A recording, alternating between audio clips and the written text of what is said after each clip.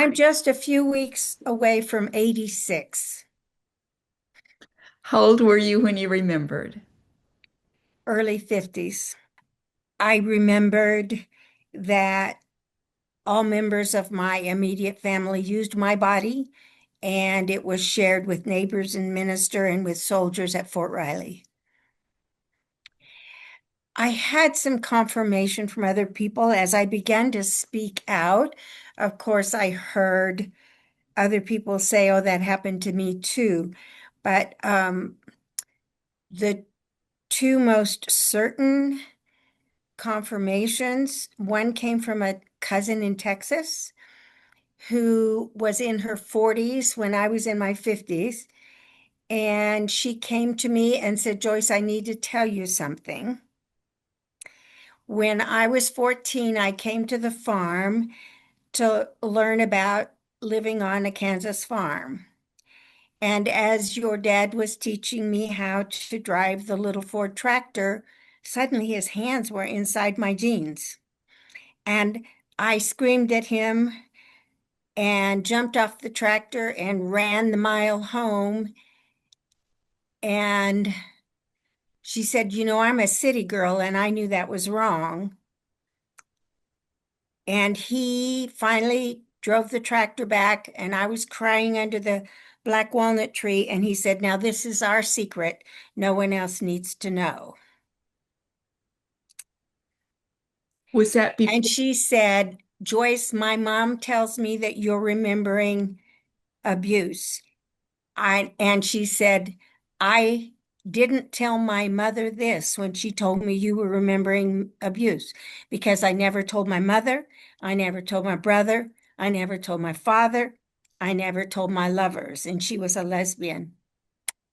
But she said, "I'm telling you, and you don't need to tell my mother that I told you, but you need to know that your dad did this." And that he didn't stop there. She was asthmatic and she loved cats. He made her clean the chicken house, which gave her a severe asthma attack, and he made her drown cats.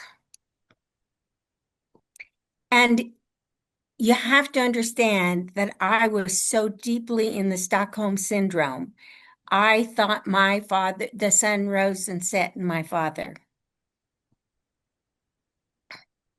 My mother was distant, cold, um, a woman of her time. And Um, I saw my father as strong, and it was devastating to remember these things about him. I had another confirmation at 15 when I had a ruptured appendix, and the country doctor who saved my life, according to my flashback, he also aborted a fetus. He said, "We have to take care of the baby in this little girl." And he didn't stop there. He had his wife then call my mother and convince her that they needed a housekeeper.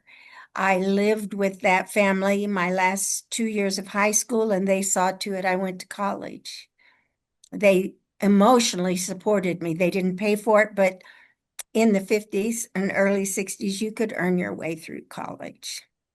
I worked two jobs, was a good student, and I ended up getting a master's degree.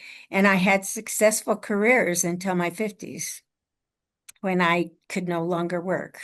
Because of the flashbacks, I thought I was going crazy.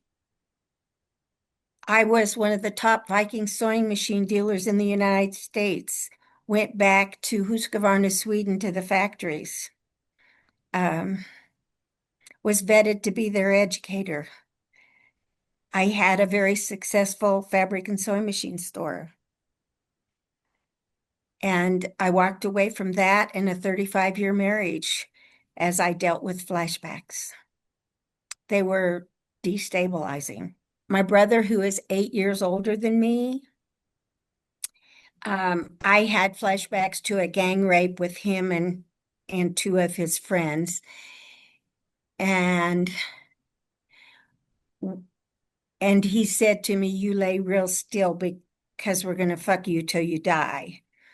And so when I heard the word fuck for the rest of my life, I was always frightened, panic. It would reduce panic attack. When I confronted that brother, he drew a line in the sand, and I simply said, I'm remembering sexual activity in our family. I didn't tell him about the flashback. And he said, I don't remember any of that. And you need to get better help than you're getting because they're planting ideas in your head. And that was in that was in 1994 when I talked to him. 10 years later, he was dying of kidney cancer and brain cancer. And his wife said, if you want to reconcile with your brother, do it quickly. I wrote him a letter.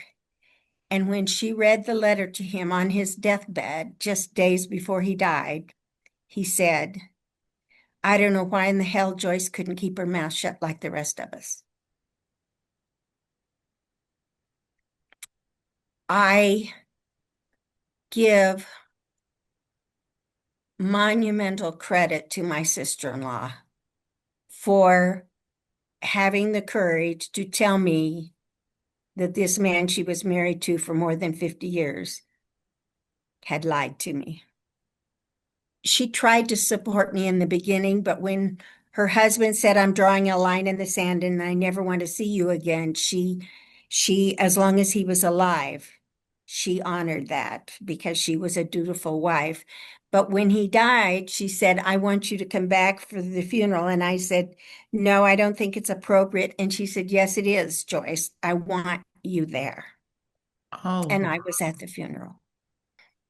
And it was after the funeral, a couple days after the funeral, because I hung around for a while. That's 500 miles away from where I am now.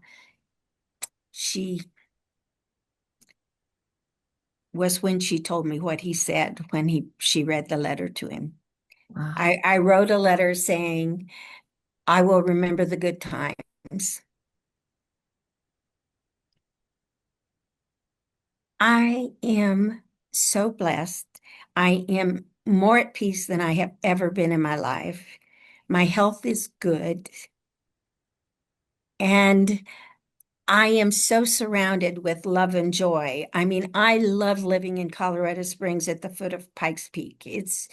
I can see the peak out my window as we speak. Hmm. It's beautiful scenery, temperate weather compared to Kansas, where I spent most of my life. And I have hundreds of people surrounding me in this nonprofit I started in 2009. That's wonderful. And,